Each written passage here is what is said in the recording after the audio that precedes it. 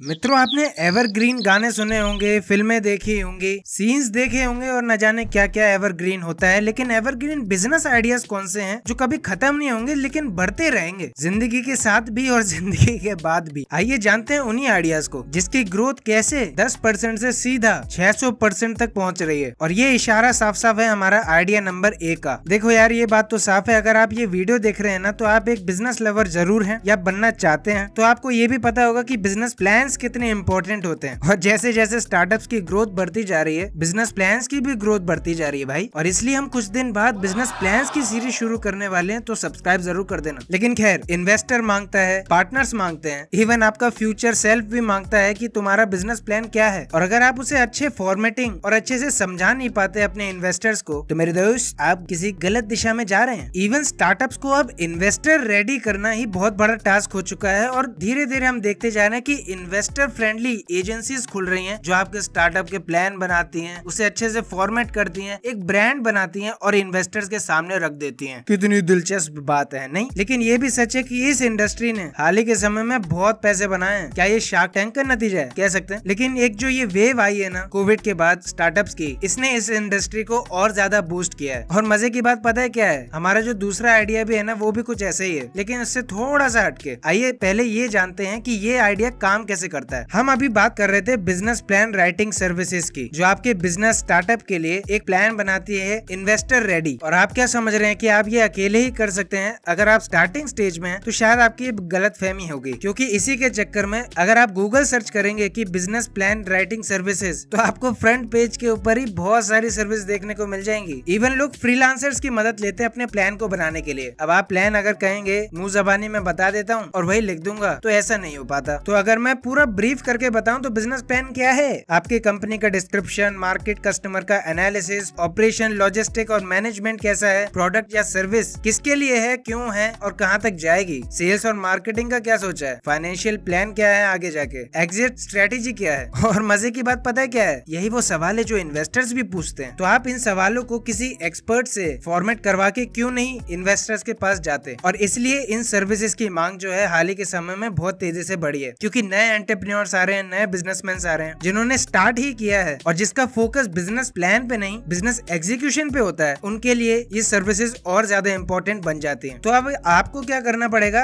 आप ये अपनी एक वेबसाइट बना सकते हैं जहाँ पर लोग सर्विस लेके तो आएंगे, लेकिन यहाँ पर मैं एक आपको टिप देना चाहूंगा, एक ट्रिक है जो औरों से आपको अलग करेगा, एक यूएसपी मान सकते हैं आप उसे। आप बिजनेस प्लान को ड्राफ्ट तो करेंगे ही, लेकिन अपनी साइट्स के ऊपर अगर आप इन्वेस्टर्स को भी लिस्ट कर दें और बिजनेस प्लान भी होंगे आपके साइट के ऊपर, तो इन्वेस्टर्स के लिए भी बहुत आसान हो जाएगा एक बिजनेस को परखना, जहाँ पर इन्वेस्टर्स भी बिजनेस प्लान के ऊपर एनालिसिस कर सकते हैं और उस बिजनेस को कांटेक्ट कर सकते हैं। इवन आप इंक्यूबेशन सर्विसेज को अगर आप इंक्लूड कर सकें इन्वेस्टर्स की जगह, तो एक बहुत बड़ा टर्न अराउंड होगा एक नए स्टार्टअप इकोसिस्टम के ऊपर, क्योंकि नए स्टार्टअप्स को इंक्यूबेशन की जरूरत तो पड़ती ही है। तो अगर आप उस कंपनी के बिजनेस प्लान और इंक्यूबेटर या एक्सीलरेटर सर्विसेज को लिस्ट कर दें, तो उनके लिए और ज्यादा मदद हो जाएगी। बाकी इसकी इनकम का दूसरा सोर्स बताऊं तो वो आ गया आपका सोशल मीडिया, जहाँ पर यूट्यूब पे आप अपना बिजनेस प्लान कैसे बना सकते हैं उसकी पूरी सीरीज बना सकते हैं। अरे एक मिनट, ये हमने कहीं हमारा राज तो नहीं खोल दिया? खैर, उसके लिए भी ये चैनल मौजूद है, आप सब्सक्राइब कर सकते हैं, बेल आइकन जरूर से दबा देना ताकि ऐसी वीडियोस मिलती रहे। अगर मैं आपसे कुछ स्टैट्स शेयर करूं तो इंडिया में दूसरे नंबर पर आता है ये एरर, कॉम्प्लिकेटेड बिजनेस प्लान, जिसकी वजह से बहुत से नए एंटरप्रेन्योर्स, यंग एंटरप्रेन्योर्स गलती कर बैठते हैं। और आप जानते ही हैं टैलेंट की क्या उम्र हो गई है, अब उनको कहाँ जाना है, कितना स्केल करना है, क्या मॉडल होना चाहिए, बैकबोन क्या है उनके बिजनेस की, उन्हें पता ही नहीं होता और वो अपने रॉन्ग गोल्स को एस्टेब्लिश करते हैं। पुअर बेंचमार्किंग होती है, कंफ्यूजन क्रिएट होता है और जो कंपनीज का हाल हम देख रहे हैं वैसा हो जाता है। तो इसके सोल्यूशन के तौर पे आप अपनी सर्विस खोल सकते हैं, जहाँ पर क्लियर कॉन्साइज प्लान होगा प्रोफेशनल्स के लिए। इन्वेस्टर्स फीडबैक दे सकते हैं उस बिजनेस प्लान के ऊपर। लेकिन अब बात आती है कि इसमें कमाएंगे कैसे, सोर्सेज क्या है इनकम के। पहला तो बिजनेस प्लान बनाने की फीस हो गई। दूसरा, अगर आप इसको इन्वेस्टर्स के पास ले जाना चाहते हैं अपने बिजनेस प्लान, या इंक्यूबेशन सर्विसेज के पास ले जाना चाहते हैं, तो उसके लिए भी आप थोड़ी सी फीस चार्ज कर सकते हैं, जो कि बुराई नहीं है बिल्कुल भी। इवन आप अपने सोशल हैंडल से भी अच्छा खासा रेवेन्यू जनरेट कर सकते हैं और इसको और ज्यादा एक्सटेंड कर सकते हैं। वो हम आइडिया नंबर 2 में जानेंगे। तो आइडिया नंबर 2 क्या है? चलो आपको बताता क्या, सीधा आपको ले चलता हूँ उस आइडिया के ऊपर। देखो, हम प्रोडक्ट हंट के पेज पे हैं इस समय और यहाँ पर आपको कुछ स्टार्टअप्स देखने को मिल रहे होंगे। अब आपने इस मार्क को देखा है कहीं, या इसे या इसको? तो ये जो आइडिया नंबर 2 होगा वो इन दोनों का कॉम्बिनेशन होगा। आइए बताता हूँ कैसे। है। यहाँ पर मैं बात कर रहा हूँ प्रोडक्ट क्वालिफिकेशन सर्विसेज की। चलो मान लेते हैं कि आपने एक स्टार्टअप बनाया, एक प्रोडक्ट बेस्ड स्टार्टअप है, एक सर्विस बेस्ड स्टार्टअप है, आप कुछ भी दोनों में से ले सकते हैं। अब आपको ये जानना है कि यार ये क्वालिटी सर्विस या प्रोडक्ट बनाया है कि नहीं मैंने। चलो मैं आपके सामने एक एग्जांपल रखता हूँ। आप कोई इलेक्ट्रॉनिक्स का आइटम लेके आए अपने घर पे, एसी फ्रिज जो भी हो मान लो, वहाँ पर आपको BEE स्टार रेटिंग देखने को मिलती है, जिसको हम अगर शुद्ध भाषा में बोले तो आप समझते हैं कि जितने ज्यादा स्टार उतने ज्यादा क्वालिटी। ठीक है, ऐसे में कस्टमर को यानी कंज्यूमर को प्रोडक्ट को बाय करने के लिए या सर्विस को बाय करने के लिए एक फीडबैक सा मिल जाता है कि हाँ यार इस पे मैं ट्रस्ट कर सकता हूँ, इसको इतने लोगों ने पसंद किया है और ये क्वालिटी चेक से होके गुजरा है, तो ये मेरे लिए सेफ और एक हेल्दी ऑप्शन है। अब अगर यही चीज आप ऑफर करें स्टार्टअप्स को तो वो कैसा होगा? और ये कोई नई चीज मैं नहीं बता रहा हूँ, ग्लासडोर, टेक क्रंच इसे पहले से ही करते हैं, लेकिन इसको अलग कैसे कर सकते हैं औरों से वो जानते हैं। मैंने इस आइडिया की शुरुआत में आपको प्रोडक्ट हंट के पेज पे ले गया था, जहाँ पर प्रोडक्ट और सर्विसेज लिस्टेड रहती हैं। अपने बीटा फेज में लोग उसे यूज करते हैं और फीडबैक देते हैं, और यही काम टेक क्रंच, ग्लासडोर जैसी कंपनीज भी करती हैं। वो फीडबैक लेती हैं और फीडबैक के बिहाफ पे वो एक रेटिंग तय करती हैं कि ये स्टार्टअप कितना बेहतर है। तो जरा सोच के देखो, जो BIS मार्क सोना कितना खरा है वो बता सकता है। तो अगर आपकी कंपनी का कोई मार्क इस्टेब्लिश हो जाए और वो अगर किसी स्टार्टअप या बिजनेस के साथ जुड़ता है तो उसको कंपनी कितना खरा मानती है, या इन्वेस्टर्स कितना खरा मानते हैं कि हाँ यार इसमें क्वालिटी तो है तभी इसको ये रेटिंग मिली है। और आइडिया नंबर 1 में मैंने बात करी थी इसको कैसे एक्सटेंड कर सकते हैं, तो इसका एक्सटेंशन यही है, जहाँ बिजनेस प्लान्स तो शेयर करेंगे ही, इन्वेस्टर चेक करेंगे और उन सब का फीडबैक मिला के आप जब कंज्यूमर को साथ में लेके चलेंगे अपनी वेबसाइट के ऊपर, तो आपको एक ओवरऑल क्वालिटी रेटिंग मिलेगी और उस क्वालिटी रेटिंग के लिए भी और स्टार्टअप्स आपके साथ जुड़ेंगे। अब आप सोच रहे होंगे यार ये कैसे मैं करूंगा, अब मैं इतनी बड़ी कंपनी तो नहीं बन सकता ना रातों रात की यार लोग मेरे ही माँ को चूज करें। तो जैसा कि मैंने कहा, आप ग्लासडोर और टेक क्रंच की स्ट्रेटेजी के ऊपर जाएं तो वो लोग सर्वे करते थे और सर्वे के आधार पे वो कुछ रेटिंग तय करते थे। और यहाँ पर मैं प्राइमरी सोर्स की बात करूँ तो वो इम्पोर्टेंट बन जाता है, एक USP बन जाता है। अगर आप खुद जाके सर्वे करें तो वो एक प्राइमरी ऑप्शन होता है और सेकेंडरी ऑप्शन आपका वही